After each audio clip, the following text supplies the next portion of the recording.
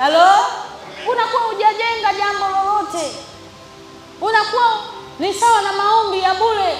Utaomba sana, lakini wao kwa sababu hawahusishi na jambo lolote, ni ngumu kubadilika, watu wa Mungu. Haleluya, haleluya. Lazima uchukue hatua. Omba, lakini chukua hatua kwamba pamoja na maombi yangu sasa naamua nafanya 1, 2, 3. Lazima niboreshe. Ukijiuliza labda kazi yangu, kwa nini biashara yangu imekufa? Kwa nini biashara yangu imeharibika? Kwa nini nimepoteza wateja? Ni kweli wamepotea, lakini rudi. Baada ya maombi rudi, jikague, jitathmini, fanye, uchelewe. Halo? Jamani, lazima tusimamie misingi. Bwana Yesu asifiwe sana. Haleluya, haleluya. Haleluya, haleluya. Ndio maana tunaona hawa watu waliomba kweli, wakafunga kweli, lakini wakachukua hatua, kila mmoja kwa nafasi yake, wakaweka na ulinzi. Lazima tufanye hivi, tufanye hivi. Mtu wa Mungu, kuna watu wanapata hasara kila siku kwa sababu ya kutokujifunza yale makosa ambayo wanakutana nayo. Unapokutana na jambo, likufundishe kutafuta namna ambayo utalisolve. Maombi peke yake haitoshi.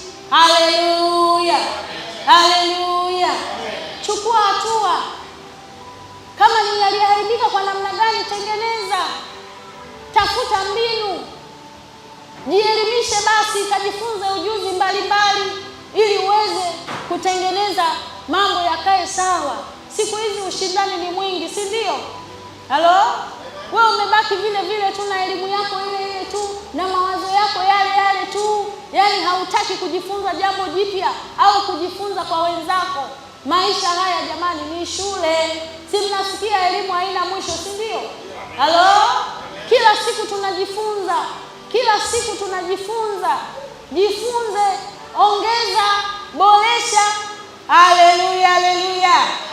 Bwana Yesu asifiwe. Haleluya. Jambo la 5, unapojenga,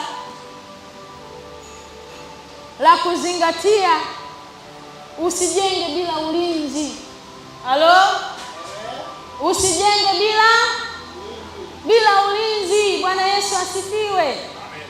Haleluya, haleluya. Nehemia aliweka walinzi.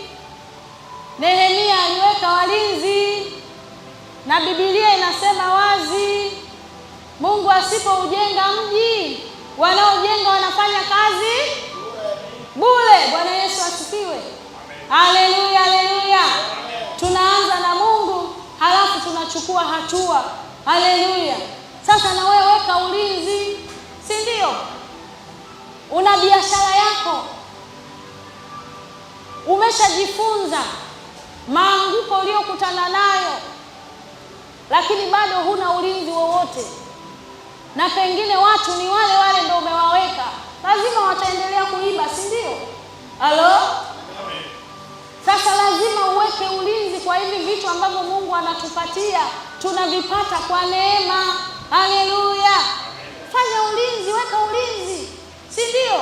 Amekupa kazi, ni neema. Ulinzi wako ni uaminifu, ili uendelee kupata kibali cha kuendelea kufanya yale mema, lakini pia na wewe kuweza kubarikiwa mbele ya yule mwajiri wako. Haleluya, watu wa Mungu. Halo? Una ndoa, umeshaona kuna maeneo fulani fulani yalisababisha ile ndoa ikaporomoka, ikataka kuharibika. Unajenga, weka ulinzi. Haleluya. Ulinzi wako wa kwanza ni uaminifu, si ndio? Badilisha. Angalia mambo gani yalisababisha huyu mtu akakwazika, huyu mtu akataka kuondoka, huyu mtu akakufikisha mahali fulani. Weka ulinzi, jifunze. Halo? Haleluya, haleluya. Unajenga familia, simamia misingi ya familia. Watu wasiishi tu kama wako na uhuru wa namna gani. Lazima kila familia iwe na misingi yake, iwe na namna ambavyo watu wanaishi. Haleluya, watu wa Mungu. ukiusimamia, mabaya yanakuwa ni ngumu kuingia. Bwana Yesu asifiwe sana. Haleluya, watu wa Mungu. Haleluya. Mkabidhi Mungu, ni kweli. Ingia kwenye maombi, ni kweli. Lakini na wewe onyesha kujali, onyesha kuilinda ile neema ambayo Mungu amekupatia, kwa sababu ni kwa neema ya Mungu. Wala huna uhalali kwamba wewe ni lazima uwe vizuri. Hapana, ni kwa neema ya Mungu. Sasa kama ni kwa neema ya Mungu, simamia basi uaminifu, simamia basi ile misingi. Unataka kufanikiwa sana, lakini muda wote umechoka, muda wote umelala usingizi.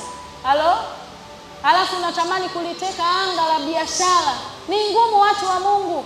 Lazima ifike mahali upate hasira, ujiulize, kwa nini wenzangu wanafanikiwa? Kwa nini wenzangu wanafanya kazi mpaka usiku? Kwa nini wenzangu wanalala masaa machache? Lakini wewe ukilala ni hata siku nzima. Kichwa kinaniuma. Unalala umefunga biashara. Wenzako wanaenda na vidonge vyao hapo. Vipi, unaumwa?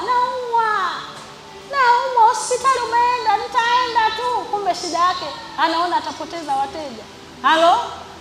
Watu wa Mungu, hebu tuweke ulinzi katika vitu ambavyo Mungu anatupatia. Tunajenga, ni kweli. Weka ulinzi, tengeneza, zuia ile mimomonyoko isiharibu. Bwana Yesu asifiwe. Ni kweli kuna changamoto ya kiuchumi, ni kweli Mungu alikubariki akakupa pesa, ni kweli ghafla hali imebadilika.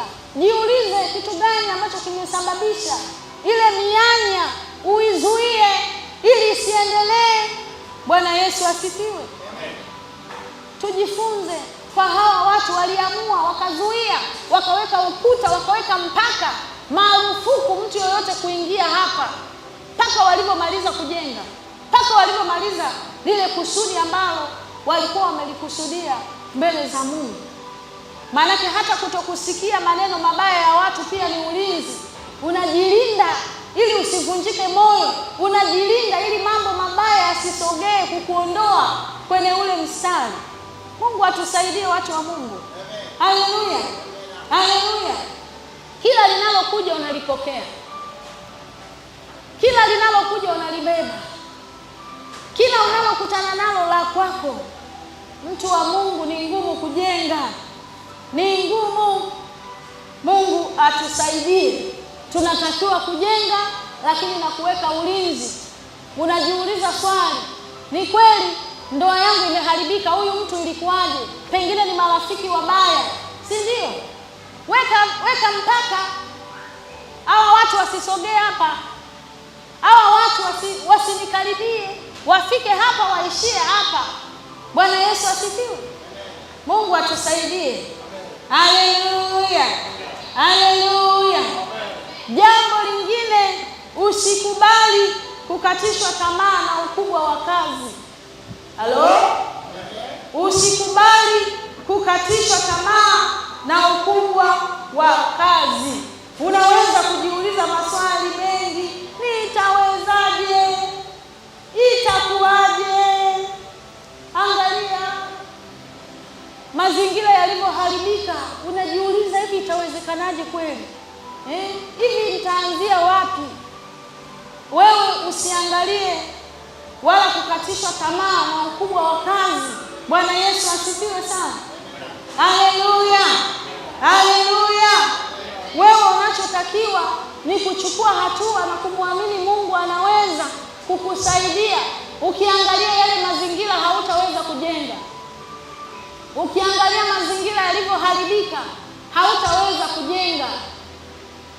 Ukiangalia mambo yalivyobadilika huwezi kufanya jambo lolote, mtu wa Mungu.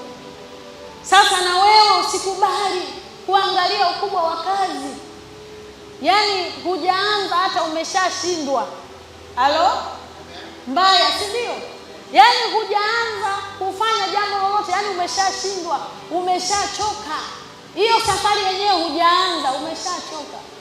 Mimi nitashindwa, sijui kama nitafika, sijui kama nitafanikiwa, sijui kama nitamaliza mwaka huu, sijui kama nitaendelea mbele, sijui kama nitatoboa.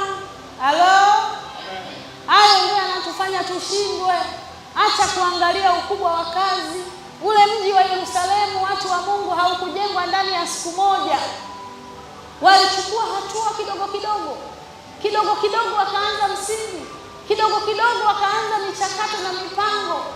Mwisho wa siku waliujenga ule mji wa Yerusalemu.